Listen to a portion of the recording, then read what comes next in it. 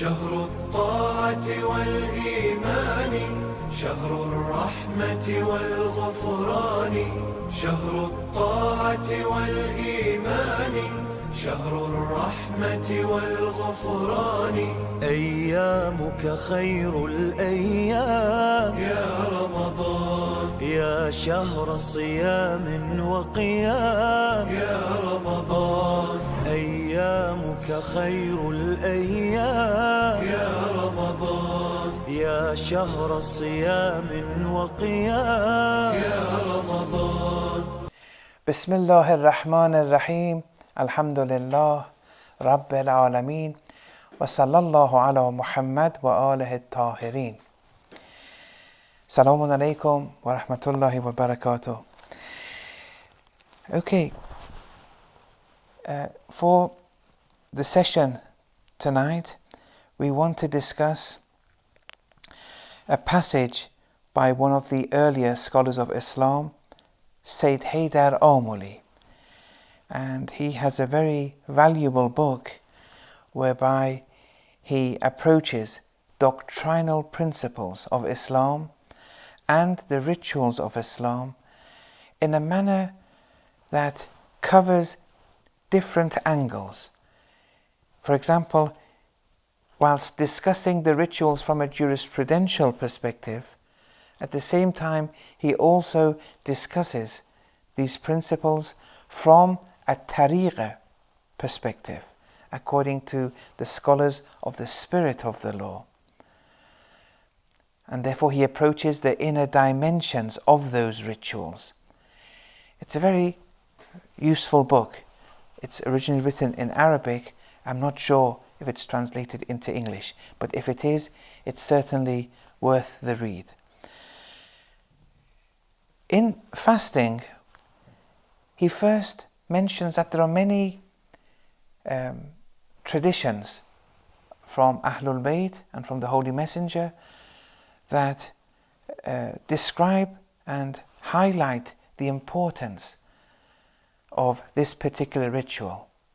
For example, in one prophetic hadith, the Holy Messenger has said, لِكُلِّ حَسَنَةٍ بِعَشْرِ أَمْثَالِهَا إِلَى سبع مئة ضعف إلا الصوم فإنه لي وأنا أجزي به. That for every good deed the reward is 10 times as much, 10 times to 700 times, and in some traditions it even goes beyond that, except for fasting. The rewards for fasting, there's an exception here, and the reason is because in this sacred hadith where that Allah inspired the Prophet with an abstract meaning, then the Holy Prophet came and used his own words and said that Allah has said. This is different to the Quran, where the words are God's words. But here, God has inspired the Prophet an abstract inspiration, and then the Prophet used his own words. Whereas with revelation of the Quran, it was Allah's words that were revealed. And inshallah we'll speak about that when we discuss Laylatul Qadr. So, in this sacred hadith, the Prophet is saying that Allah has said that with rewards from 10 times as much to 700 times as much, the rewards will be given, except for fasting. For fasting, the Prophet says that Allah says, فَإِنَّهُ لِي, fasting is mine, وَأَنَا أَجْزِي بِهِ, and I am going to reward that fasting. Allah here will reward people for fasting when they fast. However, here people like Sayyid Haydar Amuli, with this tradition, without altering any letters, he reads the last phrase as فَإِنَّهُ li, fasting is mine, Allah says, وَأَنَا أُجْزَى bihi. Here the passive tense is used, and therefore the subject is deleted, so to speak, or not mentioned, because in the passive tense we don't use the subject. The subject isn't mentioned, whereas before we said, and I am going to reward, so the subject is Allah. But here Allah is saying, I am the reward. I will be rewarded. I will be rewarded. The reward is Allah Himself. And this shows the extensive nature here of this important ritual. In another tradition from the Holy Messenger, it's narrated that he said, لِكُلِّ شَيْءٍ بَابٌ. There's a door for everything. وَبَابُ الْعِبَادَةِ الصَّوْمُ. The door to acts of worship, for entering acts of worship, the door is fasting. See, this also shows an emphasis on this ritual. Now, when one sees these kind of, and there are many other traditions on the same line and with the same meaning, when one sees such incredibly unique traditions, here the scholars of the spirit of the law, they pontificate on this. They don't pass it very quickly. They don't just read it and say, okay, this is very important, let's go to the next issue. They want to know why. What is it in fasting which makes it unique in this regard? What does fasting have which makes it described so highly and mentioned in such a light in the traditions? Sayyid Haydar Omani then writes, the grandeur and importance of fasting may be traced back to two elements. We want to cover the first element, inshallah, in this session. He says fasting is traced back to the abstention from sins and preventing the soul from lusts and whims and animalistic traits. And this fasting, he writes, is an inner concealed action that no one is informed about but Allah subhanahu wa ta'ala. With your permission, I won't read all the Arabic. I think some brothers have suggested me not to. There's no need to go through the Arabic in every case. But only in certain places I'll mention the Arabic. For example, the verse of the Quran, or for example, the Ahadith. He said, look, this fasting, intrinsically, it's a concealed action.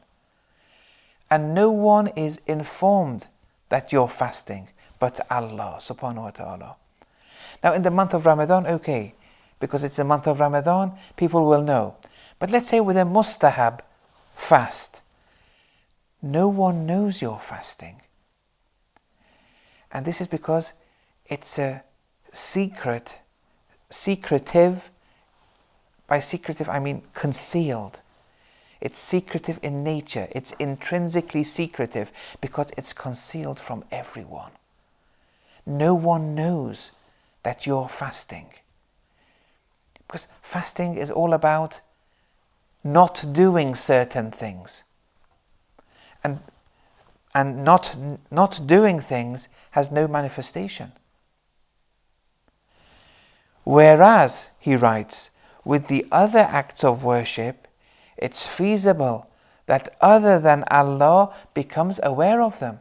When you want to do salat, someone will see you doing salat. When you want to go to Hajj, someone will see you going to Hajj. When you want to give charity, Someone will see you give charity. When you want to pray in a mosque, someone will see you entering and praying in the mosque. When you want to enter the first row of the salat, of the congregational salat, you want to enter the first row, someone will see you.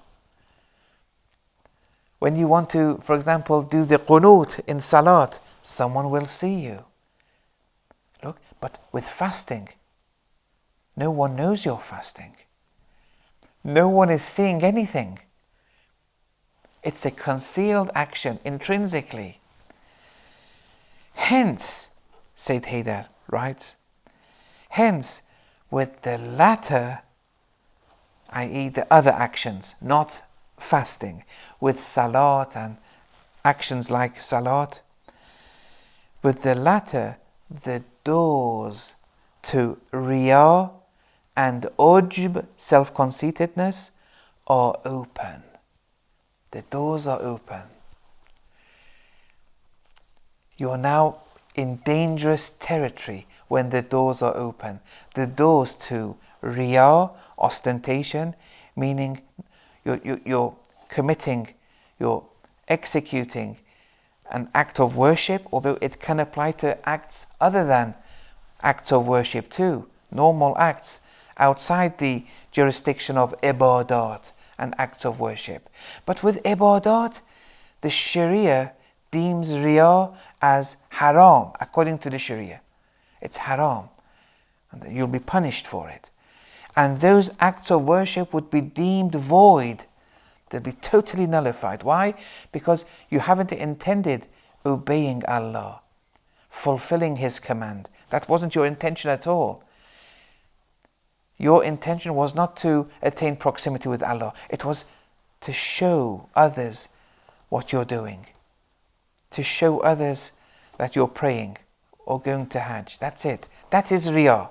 That is the minimum definition of riyā. Although riyā has a vast array of dimensions associated with it, this is just the bare minimum of ostentation. And with the Sharia, the jurisprudence, they concern themselves mainly with the minimum aspect of riyā. But riyā also has further, deeper aspects associated with it. That inshallah we'll cover. But anyway, here with actions such as praying or salat or hajj or giving charity and so on and so forth, these are not actions that are concealed.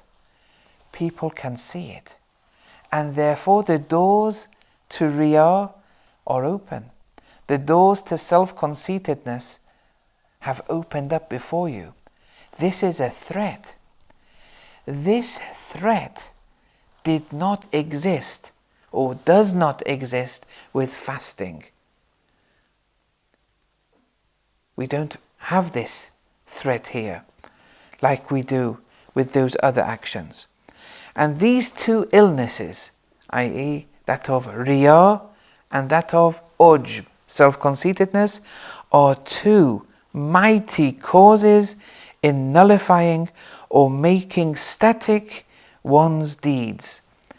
As mentioned in the Holy Quran, فَمَنْ كَانَ يَرْجُو لِقَاءَ رَبِّهِ فَلْيَعْمَلْ عَمَلًا صَالِحًا وَلَا يُشْرِكْ بِعِبَادَةِ رَبِّهِ أَحَدًا.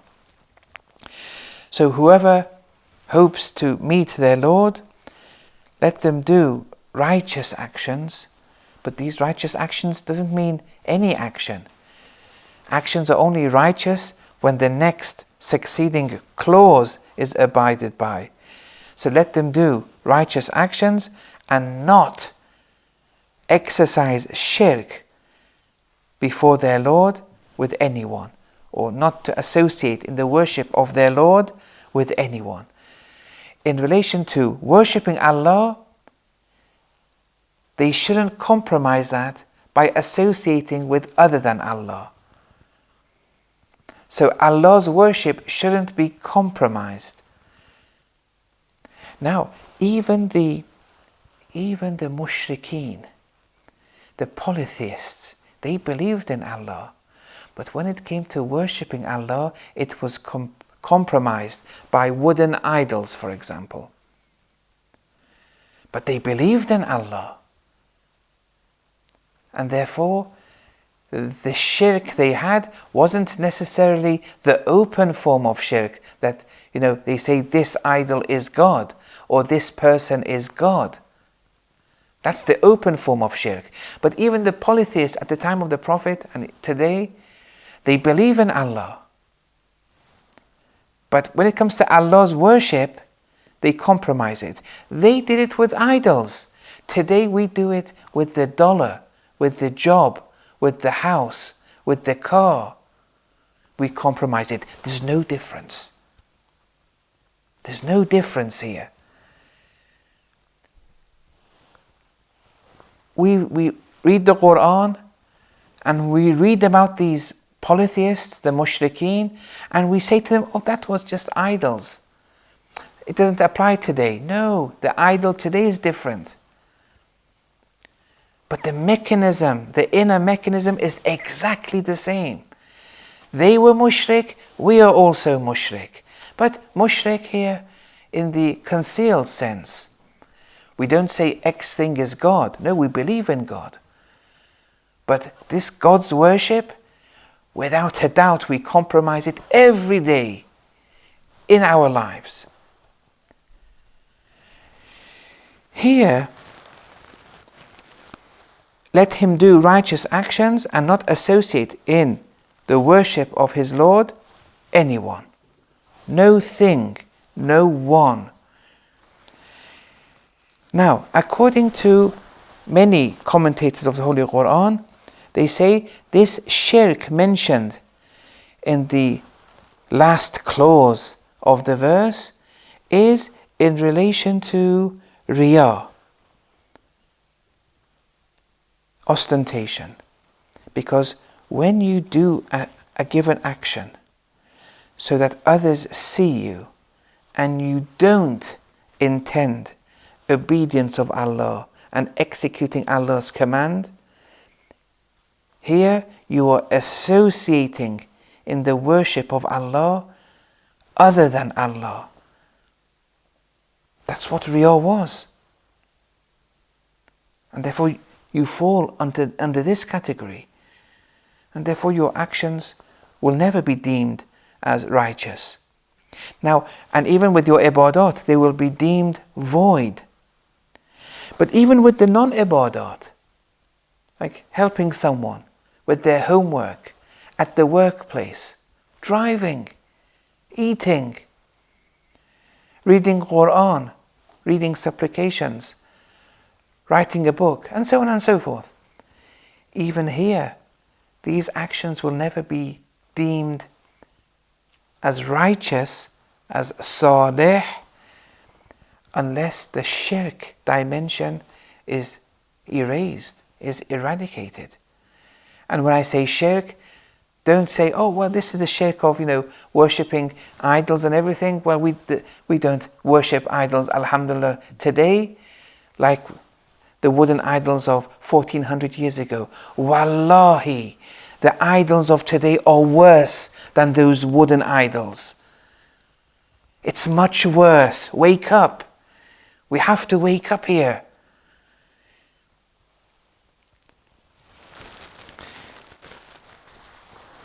Now, then Sayyid Haydar mentions this delicate prophetic hadith where the Holy Messenger has said, دبيب الشرك في أمتي أخفى من دبيب النملة السوداء على الصخرة السماء في ليلة الظلماء.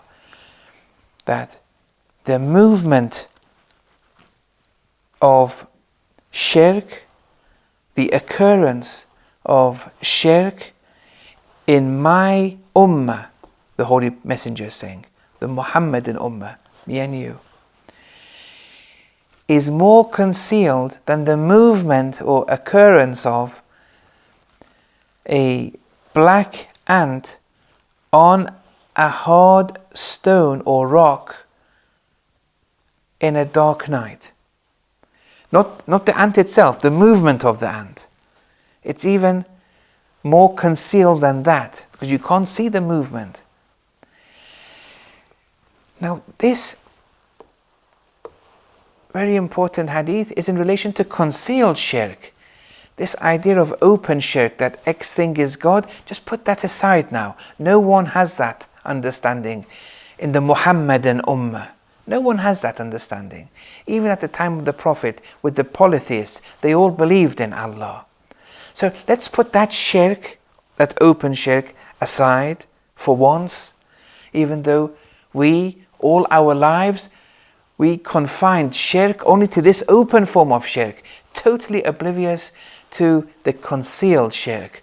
And thus we've contaminated ourselves, throughout, thoroughly.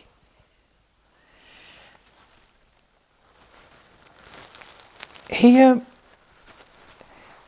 this shirk is that of a concealed shirk. And Allah's worshipping is being compromised. One example is, or one application of concealed shirk, and it's the only application that the jurisprudence use in their treatises, is that of ostentation and riyā, but of a Sharia dimension.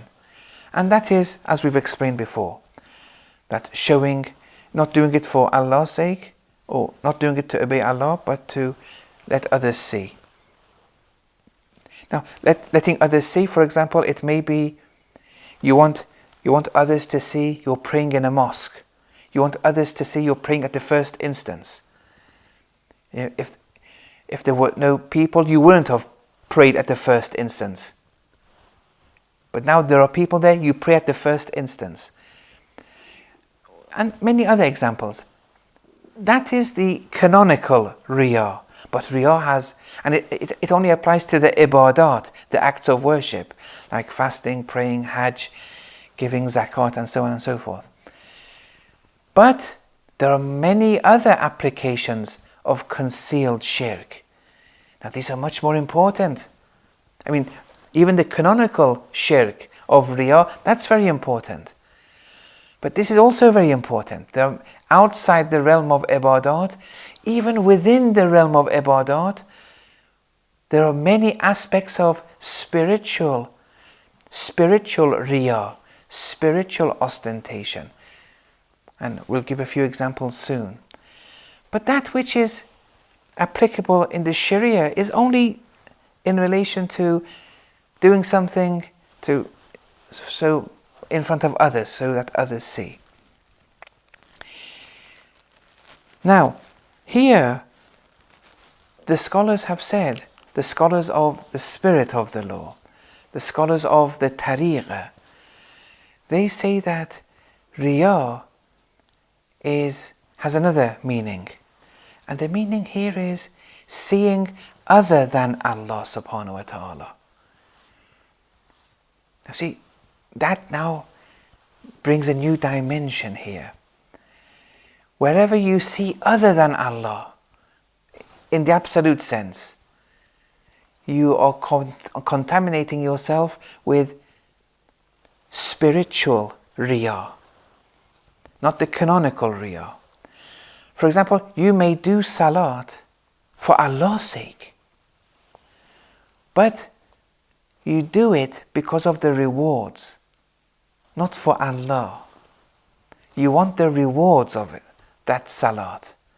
Or you give charity and you do it for Allah's sake, but that which is dominating inside is so for example, your friend or your loved one is relieved of burdens.